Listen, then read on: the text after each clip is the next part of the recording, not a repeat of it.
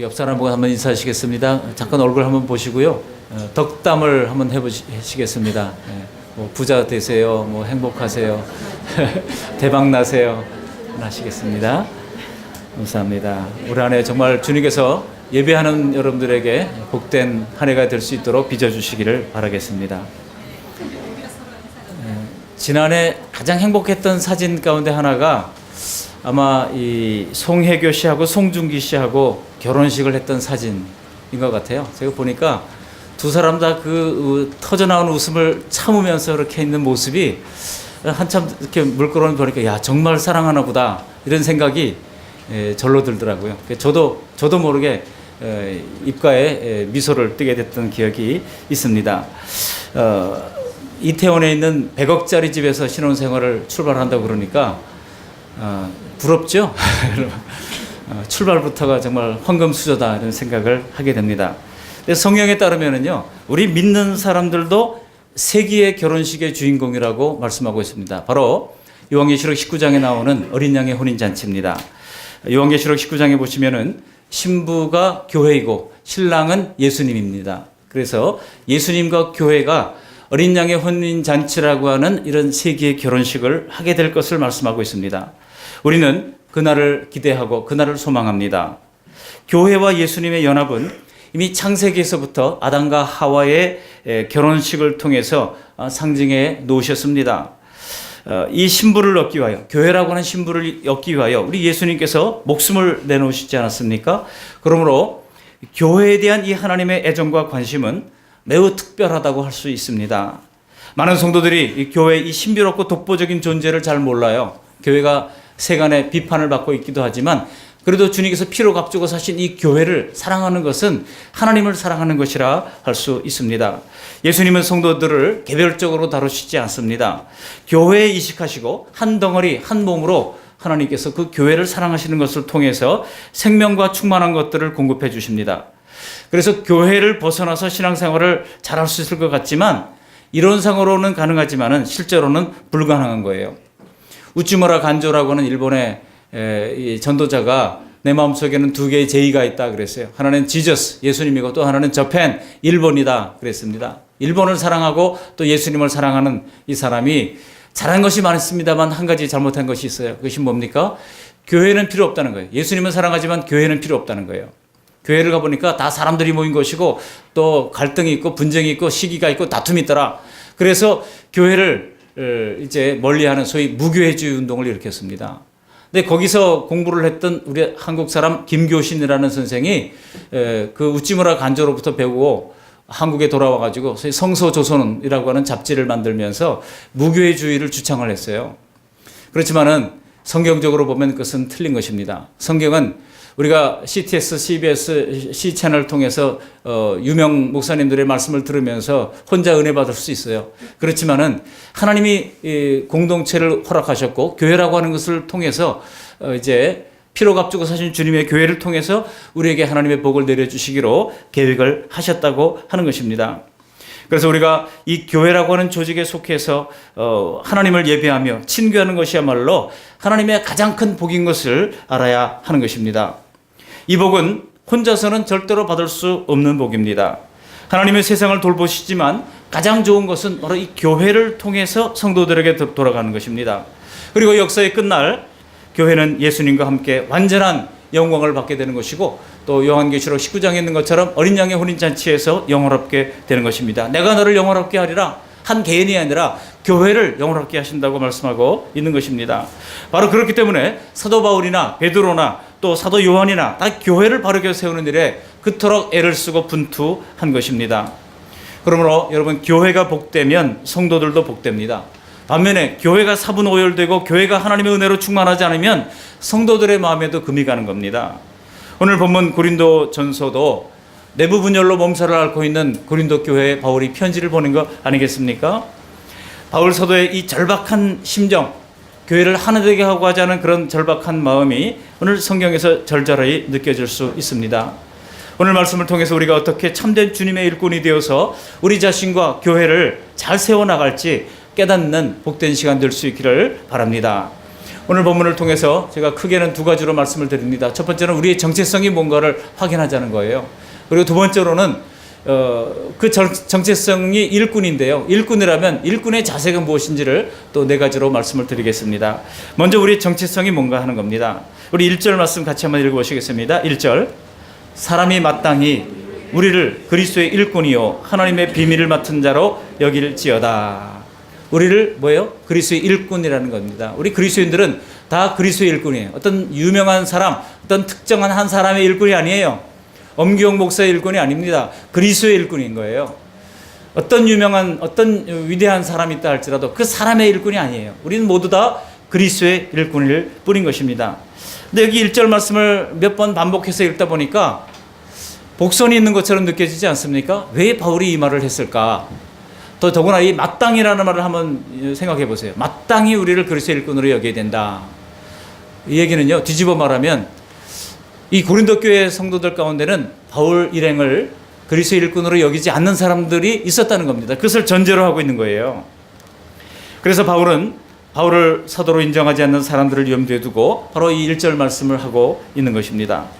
사실은 바울은 12제자 중에 속하지 않았잖아요. 우리가 사도라고 말할 때 그 사도는 예수님과 함께 밥 먹고 잠자고 함께 3년 동안 공생의 사역을 함께 나눔을 가졌던 사람입니다. 근데 바울은 예수님을 믿지 않는 사람들을 볼 때는 혹은 또 다른 유대인들의 눈으로 볼 때는 예수님을 만난 적이 없어요. 그렇지만 실제로는 여러분 사도행전 9장에 보면 사도 바울이 예수님을 만났습니까? 안 만났습니까? 만났잖아요.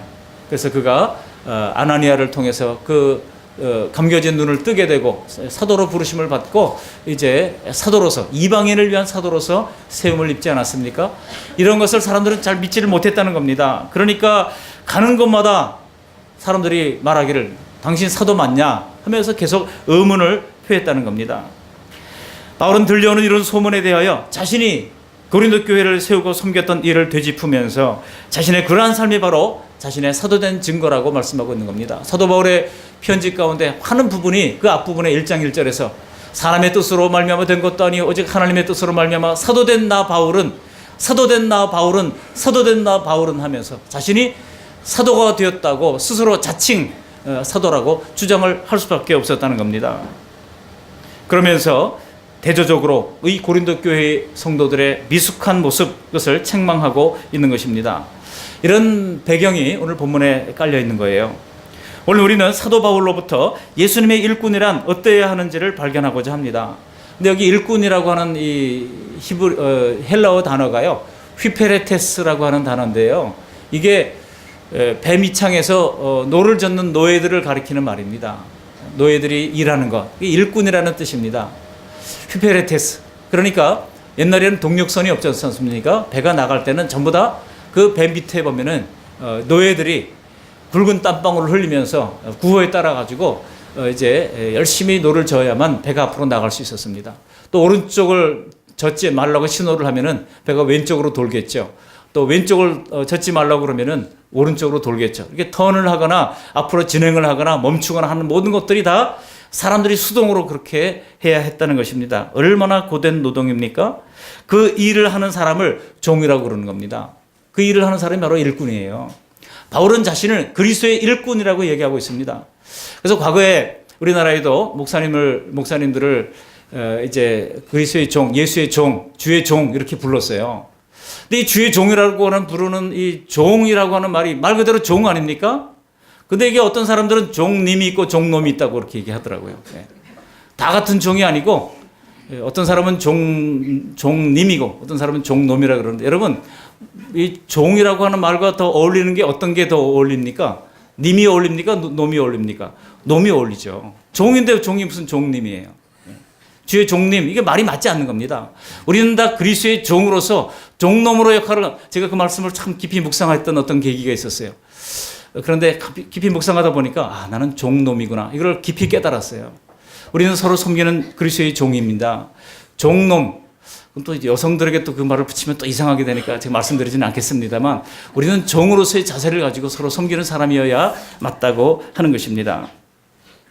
그런데 우리가 주인이신 하나님을 영원롭게 섬기는 삶은 단지 예배만 드리면 되는 게 아니에요. 하나님을 주인으로 섬긴다면 하나님께서 내 삶의 권리를 행사할 수 있도록 내 모든 시간과 내 모든 재물과 내 모든 이제 생각을 다 주님께 드려야 한다는 것입니다.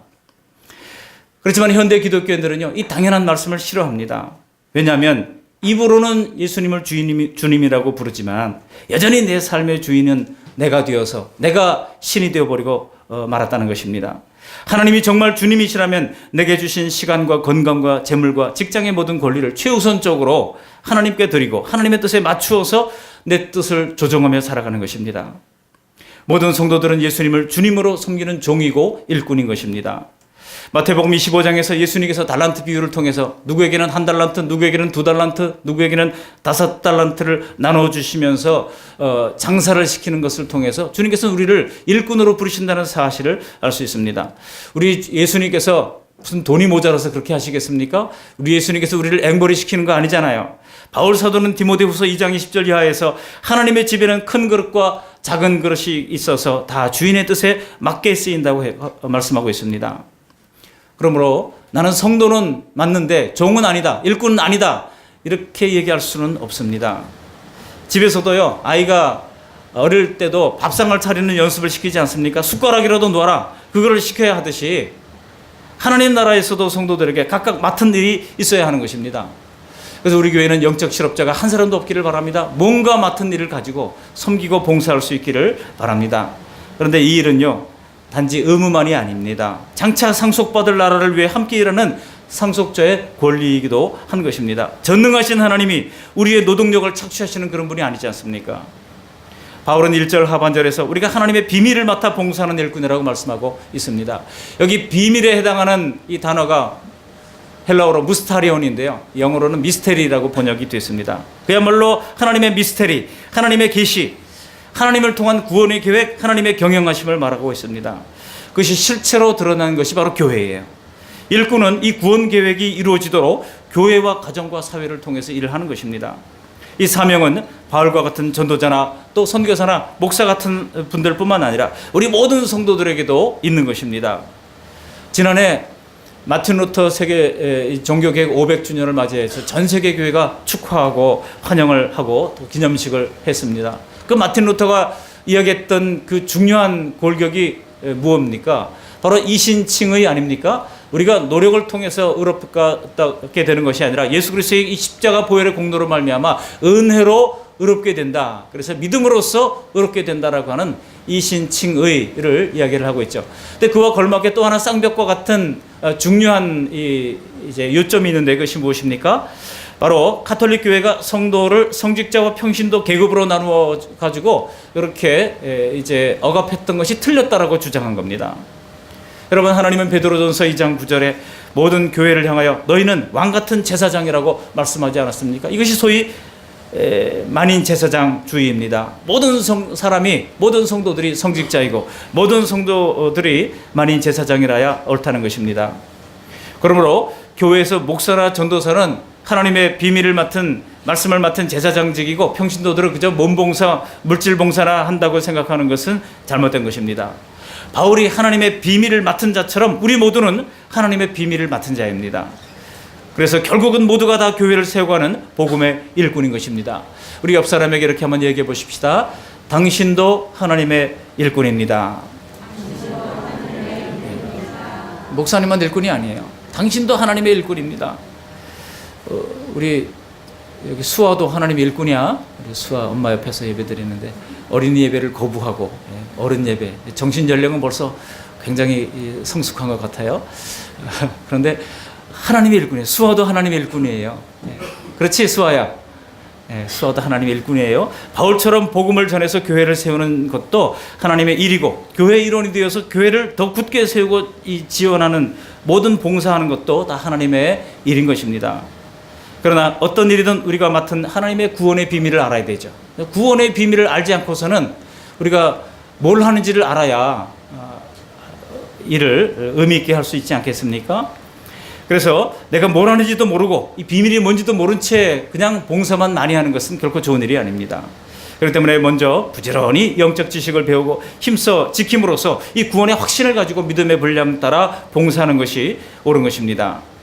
그래서 우리 자신을 돌아보면 이 구원의 비밀에 대한 지식과 믿음의 성장이 너무나 더디다는 데 있습니다. 이 구원의 지식을 배우는 것에 꼭 필요한 것이 소위 영적 지각력입니다. 영적 지각력.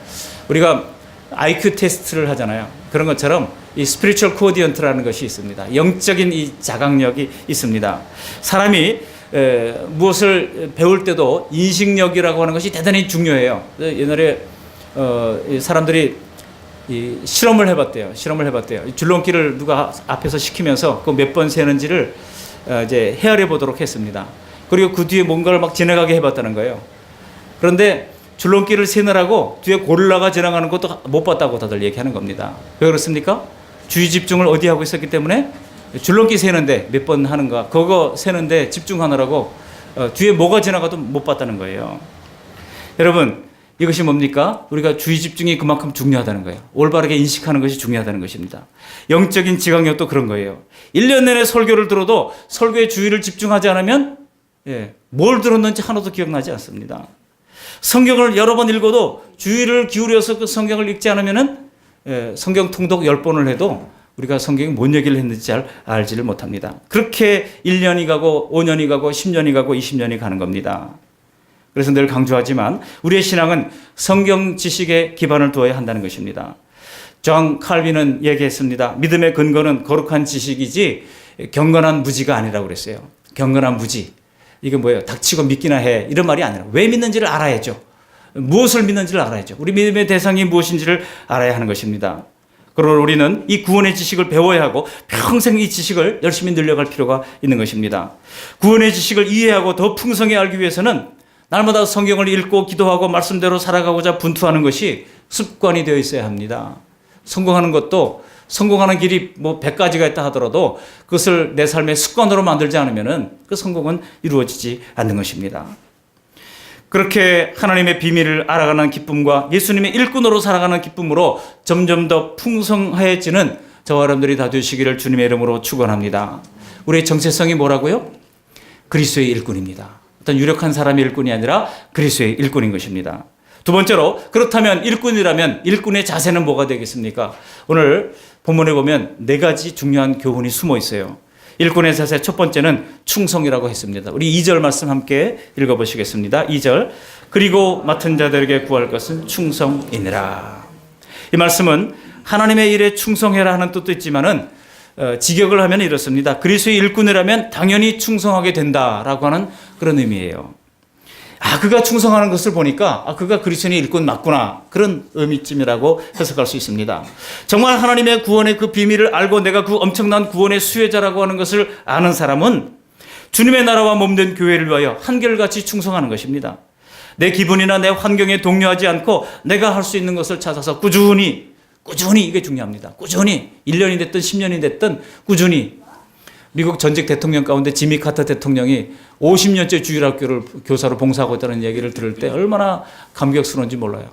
그가 주일학교 섬기는 그것을 제가 대통령 재직하고 있는 동안에 잘 섬기지 못해서 미안하다고 하면서 그 어린아들과 이름을 불러가면서 기도하고 여전히 말씀을 가르치고, 그 정말 얼마나 덕스러운 할아버지입니까? 50년 동안 그렇게 봉사를 했다는 거예요. 여러분, 그러나 솔직히 하나님의 일을 하는 것이 결코 쉬운 일만은 아닙니다. 항상 즐거운 일만은 아닙니다. 쉬운 봉사는 사실 없습니다. 하나님 때로 우리의 약점에도 불구하고 감당해야 하는 그런 일들을 맡기시기도 하는 것입니다. 많은 사람들이 교회 일을 강점으로 해야 좋다고 생각하는데, 여러분, 강점으로 봉사해도 효과적이고 결과도 좋을 것 같지만 교회 일은 절대로 그렇지만은 않아요. 오히려 나는 하는 것이 아무것도 없고 아는 것이 아무것도 없고 약점이 많지만 그럼에도 불구하고 순종했을 때 내가 할 것이 없으니 주님께 의지하고 기도하다 보면 하나님께서 잘할 수 있는 능력도 허락해 주시고 우리로 하여금 겸손히 하나님의 영광을 드러나게 하니까 그것도 하나님이 일하시는 방식이에요. 놀랍게 하나님이 우리의 본성을 알고 그래서 싫은 일도 감당하게 하시는 하나님의 지혜인 것입니다. 바울 사도도 사실 마찬가지입니다. 바울은 학자입니다. 대학자입니다. 오늘날로 말하면 박사학위 몇 개쯤 가지고 있는 학자라고 할 수 있습니다. 그래서 그가 당시에 최고의 지성인이었던 가말리엘 밑에서 이제 사사를 받았던 대학자입니다. 그런데 하나님이 그를 학자로 부르시지 않고 선교사로 불렀어요. 여러분, 선교사가 뭐 하는 겁니까? 깊은 학자적 지식을 가르치는 일이 선교사가 아니에요. 선교사는요 항상 기본만 가르치는 사람입니다. 그래서 3장 2절 이하에도 보시면은 바울이 고린도 교회에게 뭐라고 얘기하고 있습니까? 내가 1년 반 동안 여러분들에게 젖만 먹이고 미처 밥을 먹이지도 못했다고 말하는 겁니다. 이게 무슨 말일까요? 계속 초보만 다지느라고 심오하고 깊은 영적인 것들을 가르쳐보지도 못했다는 겁니다. 그랬더니 이 교인들이 바울로부터 배워놓고는 자기네 수준을 모르고 수군대기를 이 바울은 설교하는 것이 시원찮다, 말이 어눌하다 그랬다는 거예요. 그러나 그리스도의 일꾼이 된다는 것은 자기가 잘하는 장기를 살려가지고 사람들로 하여금 깜짝 놀라게 우와 하면서 놀라게 하는 것이 아닙니다. 그저 누가 알아주든 몰라주든 내 수고와 손길이 필요한 일을 정해서 충성되게 봉사하는 것이 진정한 일꾼이라고 하는 것입니다. 내가 충성하는 것은 지금 그 일의 주체가 누군가를 말해주는 것입니다. 오직 하나님만이 내가 충성해야 할 대상이에요. 주인이시기에 내 멋대로 시작하고 내 멋대로 끝내는 것이 아닙니다.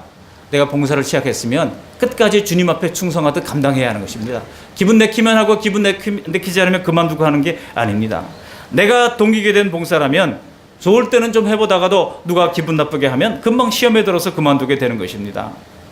그러나 우리의 충성은 오직 하나님께 하는 것입니다. 그리고 하나님이 사랑하사 아들의 피값으로 사신 하나님의 거룩한 공교회에 하는 것입니다. 일꾼의 자세는 그러므로 충성인 것입니다. 두 번째 자세가 있습니다.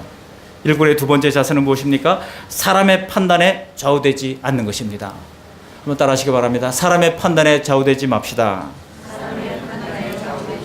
우리 3절로 5절 말씀을 함께 읽어보십니다. 3절에서 5절입니다. 너희에게나 다른 사람에게나 판단받는 것이 내게는 매우 작은 일이라 나도 나를 판단하지 아니하노니 내가 자책할 아무것도 깨닫지 못하나 이로 말미암아 의롭다함을 얻지 못하노라. 다만 나를 심판하실 이는 주시니라. 그러므로 때가 이르기 전 곧 주께서 오시기까지 아무것도 판단하지 말라. 그가 어둠에 감추인 것들을 드러내고 마음의 뜻을 나타내시리니 그때 각 사람에게 하나님으로부터 칭찬이 있으리라. 여기 3절 전반절에 뭐라 그랬어요? 너희에게나 다른 사람에게나 판단받는 것이 내게는 매우 작은 일이라 그랬어요. 무슨 얘기입니까? 다른 사람들이 이러쿵저러쿵 해도 신경 쓰지 않겠다 이겁니다. 그 일일이 거기에 신경 쓰다 보면 할 일을 하지 못해요.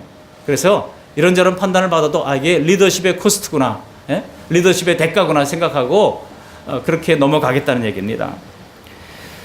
여러분 말하자면은 당시에 바울이 열정적인 사람 아닙니까? 그러니까 아마 이 고린도 교회 성도들을 그냥 놔두지 않았을 것 같아요. 바울의 성격상. 그래서 이것도 해보고 저것도 해보고 굉장히 많이 했을 것 같습니다. 근데 그런 것을 사람들이 마음에 들어 하지 않았습니다. 당신이 너무 밀어붙입니다. 그러면서 바울을 싫어했던 사람들이 있어요. 그래서 그 사람들 가운데 오히려 성경을 차분히 잘 가르쳐주는 아볼로라고 하는 사람이 있으니까 나는 차라리 바울보다 아볼로에게 가겠다. 아볼로파가 생겨났어요. 근데 여러분 아볼로도 학자입니다.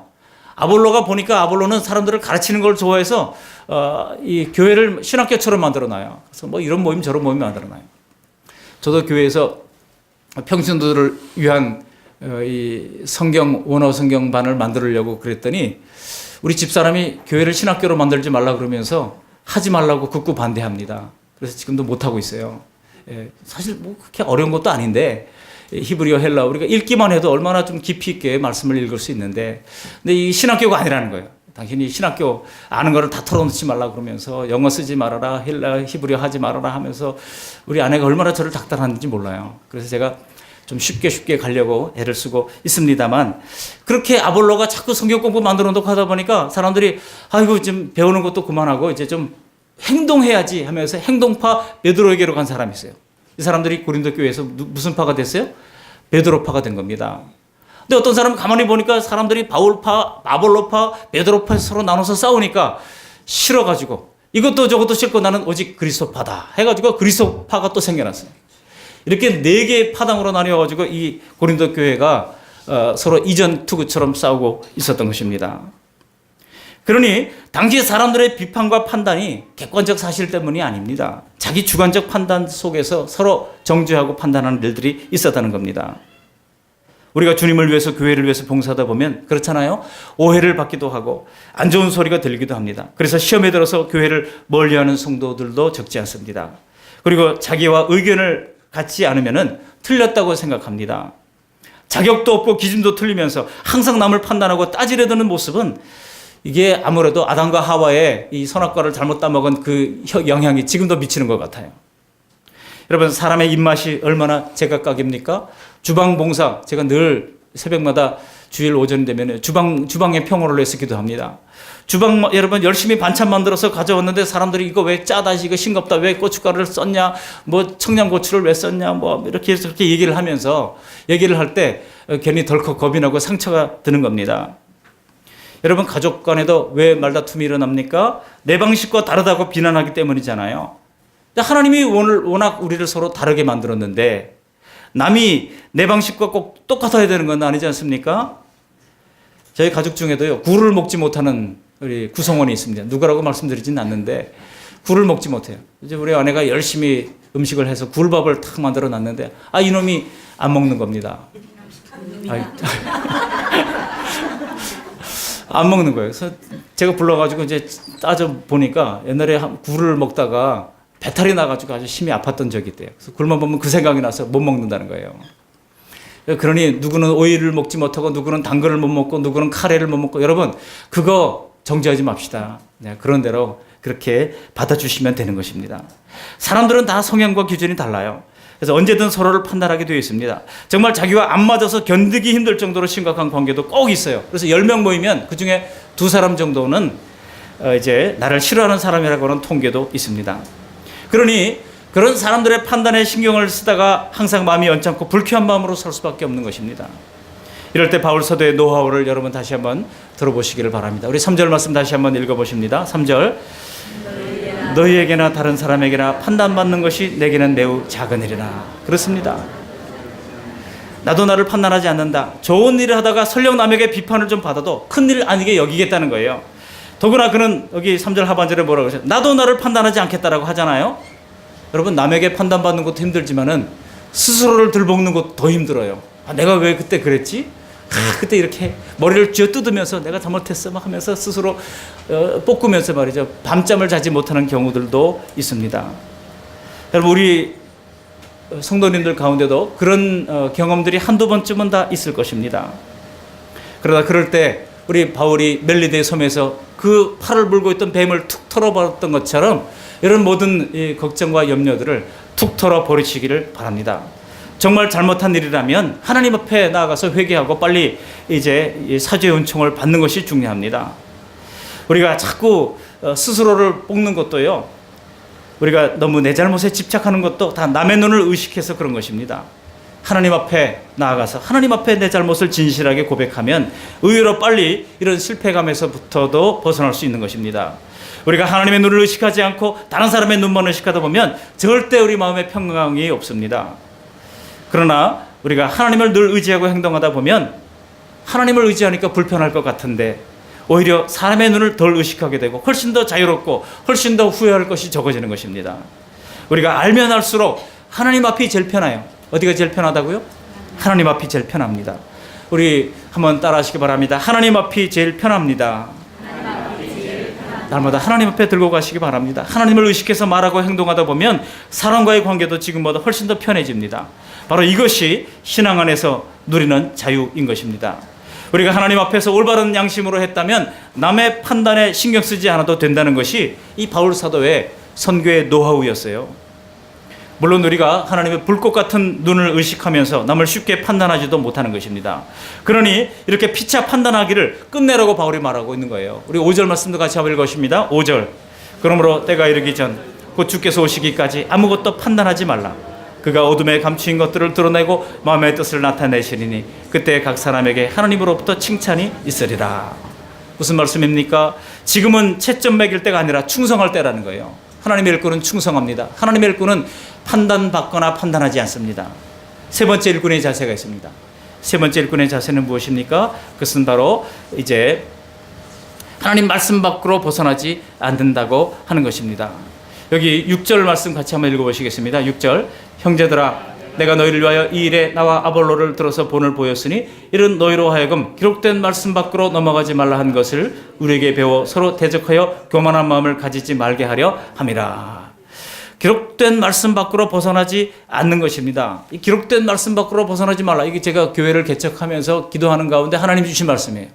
그래서 세상 말, 인간의 말 다 좀 죽이고 기록된 말씀만 증거해도 충분하지 않겠습니까? 기록된 말씀 밖으로 벗어나지 않는 것, 이것을 가지고 교회를 개척하게 됐습니다. 그래서 우리 그 말씀 교회 이름이 뭐예요? 그 말씀 교회입니다. 사람의 말이 아니고 오직 하나님의 말씀, 예수님이 곧 그 말씀 아니겠습니까? 예수님의 말씀을 증거하고 드러내는 이 일을 감당하자. 그래서 그 말씀 교회가 탄생하게 된 것입니다. 근데 고린도 교회는요, 당시 이 은사주의자들이 있었어요. 그래가지고 뭐 병 고치고 뭐 치유하고 신비주의자들이 막 있었어요. 사람들이 막 우르르 이쪽으로 저쪽으로 몰려다니고 있었습니다. 그런 사람들을 향하여 바울이 기록된 말씀 밖으로 벗어나지 말라고 경고를 주고 있는 것입니다. 우리 교회가 올바른 방향을 잡고 가기 위해서는 기록된 말씀 밖으로 벗어나지 않으면 안전합니다. 우리가 자동차를 운전할 때도 차선을 잘 지키면 안전한 것처럼 여러분, 기록된 말씀을 따라서 가면 하나님께서 우리를 안전하게 천국에 도달하게 하실 줄로 믿습니다. 세 번째로 일꾼의 자세는 무엇입니까? 네 번째로 일꾼의 자세는 무엇입니까? 일할 때 다투거나 교만한 마음을 갖지 않는다는 것입니다. 우리 7절 말씀 함께 읽어보십니다. 누가 너를 남달리 구별했느냐? 내게 있는 것 중에 받지 아니한 것이 무엇이냐? 내가 받았은즉 어찌하여 받지 아니한 것 같이 자랑하느냐? 이게 무슨 말이겠어요? 7절 말씀 보시면은 누가 너를 남달리 구별하느냐 그렇게 얘기하고 있습니다. 혹시 내가 좀 남보다 나은 것이 있다 한들 그것이 내가 특별한 것이 아니다라는 거예요. 그게 다 바울로부터 받은 것이라는 겁니다. 내가 지금 열심히 있고 충성을 다하고 헌신하는데 마치 하늘로부터 직접 받은 것처럼 말하지 말라. 다 내가 너에게 전해준 거 아니냐. 그것을 가지고 너희가 열심을 내는데 그거를 특별한 존재인 것처럼 그렇게 교만하지 말라고 말씀하고 있는 것입니다. 물론 우리의 믿음도 노력의 차이에 따라서 달라지지만 더 근원적으로는 그 믿음의 분량을 각각 다르게 주신 분도 하나님이시라고 하는 거예요. 그렇기 때문에 우리가 봉사할 때 남보다 내가 더 우월하다고 하는 생각을 가지고 봉사하지 않게 됩니다. 사도 바울은 어떻게 고린도 교회를 일꾼으로 섬겼는지 오늘 본문 9절 이하를 보시면 잘 나타나 있어요. 거기 보시면 교인들이 지혜로운 척할 때 자신은 어리석은 자처럼 되었다는 겁니다. 교인들이 존귀한 자리를 차지할 때 자신은 오히려 비천한 자리에 내려갔다는 겁니다. 또 그리고 친히 수고하여 친히 손으로 일하고 모욕을 당한 즉 참고 축복하며 박해를 받은 즉 참고 비방을 받은 즉 권면했다고 말씀하고 있습니다. 그러니까 고린도 교회가 그냥 된 게 아니에요. 고린도 교인들은 자기가 잘나서 스스로 된 것처럼 생각하지만 사실은 바울의 이런 헌신으로 말미암아 얻은 신앙의 자유와 신자의 명예를 그들은 만끽하며 누리고 있었다는 것입니다. 그렇다면 여러분 어떤 것이 진정한 일꾼의 모습입니까? 오늘날 우리 사회는 바울 시대처럼 교회를 세우고 복음을 전하는데 이런 박해와 고난이 있는 사회는 분명 아닙니다. 그러나 오늘날도 그리스도의 일꾼은 여전히 존귀한 자리를 차지하고 박수만 받고 영광을 받는 자리에 있는 것이 아닙니다. 오늘 본문 말씀 9절 이하에도 바울은 오히려 하나님이 사도인 자기를 세상의 구경거리가 되게 하셨다고 말씀하고 있는 것입니다.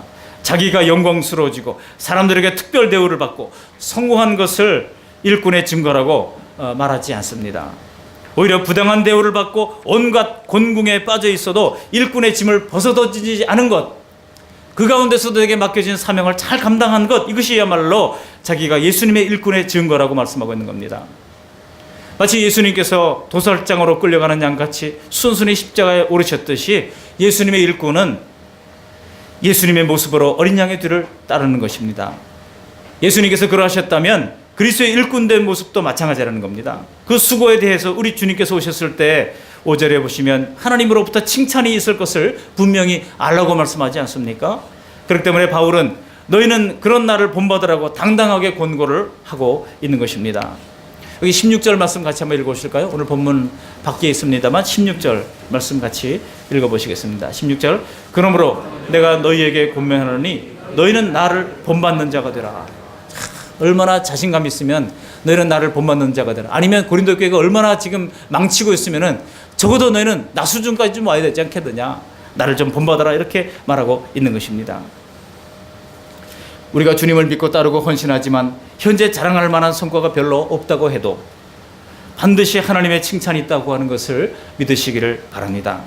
그러나 지금도 조금만 우리를 칭찬해 주시면 더 주님을 위해 더 충성할 것 같지 않습니까? 내가 지금 힘든 문제로 기도할 때 응답해 주시면 더 행복하게 주님의 일꾼이 될 것 같잖아요. 그런데 여러분 걱정하지 마십시오. 우리는 내가 원하고 구하는 결과를 주셔야만 잘 될 것 같지만 하나님은 그렇게 마음이 좁으신 분이 아니십니다. 서로 그것을 주지 않는다 할지라도 하나님은 얼마든지 더 좋은 결과를 만들어내실 수 있는 능력의 하나님이십니다. 그렇기 때문에 번번이 우리가 원하는 방식대로 응답되지 않고 우리가 실패하는 그 순간에조차도 하나님은 그 실패마저도 하나님의 성공으로 바꾸어 가시는 능력의 하나님이신 줄 믿으시기를 바랍니다. 우리의 헌신에 반드시 칭찬하실 이 예수님을 바라보면서 매 순간 충성되게 살아간다면 인생에서 하나하나 밟아가야 할 성숙의 단계들로 우리를 반드시 인도해 주실 것입니다. 그리고 그것은 우리가 처음 원했던 것 이상의 놀라운 결과가 될 줄로 믿습니다. 말씀을 정리합니다. 우리는 하나님의 자녀이자 예수님의 신부인 교회로 부름을 받았습니다. 우리는 영광스러운 혼인잔치의 주인공이 될 것입니다. 그렇기 때문에 교회가 된 모두가 더 아름답고 더 견고한 믿음에 세워지도록 서로를 위하여 봉사하는 주님의 일꾼이 다 되시기를 주님의 이름으로 축원합니다. 또 우리는 가정에서도 하나님의 일꾼이요, 직장에서도 하나님의 일꾼입니다. 또 어떤 사회 속에서도 하나님이 내게 시키시는 일이 무엇인지를 기도하면서 할 일을 찾아내시고 영적 실업자가 한 사람도 없이 충성하는 믿음의 일꾼들이 다 되어서 그렇게 봉사하는 가운데 우리의 믿음도 우리의 인격도 그리스도의 종으로서 아름답게 다듬어지는 복된 생애가 되시기를 주님의 이름으로 축복합니다. 아멘. 고마우신 하나님 감사합니다. 교회로서 우리 교회를 그리스도의 신부로 삼아주심을 감사를 드립니다. 이러한 교회의 구성원인 우리가 신자의 정체성이 바로 그리스도의 일꾼임을 깨닫게 하심을 감사합니다. 우리 그 말씀교회 성도들 가운데 영적 실업자가 하나도 없게 하시고 하나님의 비밀을 맡은 일꾼으로서 봉사하며 섬기는 가운데 더욱 믿음의 성숙을 이루어갈 수 있도록 은혜 베풀어 주시옵소서. 일꾼의 자세를 가르쳐 주시니 감사합니다. 그것은 충성하는 것이며 그것은 말씀 밖으로 벗어나지 않는 것이며 그것은 사람의 판단에 좌우되지 않는 것이며 그것은 다투거나 교만한 마음을 갖지 않는 것임을 가르쳐 주시니 감사합니다. 주님의 일을 하면서 생기는 모든 근심, 걱정, 염려, 불평을 십자가 아래 툭 털어버리고 하나님 앞에 서서 기쁨으로 우리에게 맡겨진 구역장의 사명, 권찰의 사명, 찬양대의 사명, 또 찬양인도자의 사명, 그리고 또 장로의 사명, 권사의 사명, 집사의 사명 잘 감당할 수 있도록 은혜 위에 은혜를 덧입혀 주시옵소서. 예수님의 이름으로 감사하며 기도드리옵나이다. 아멘.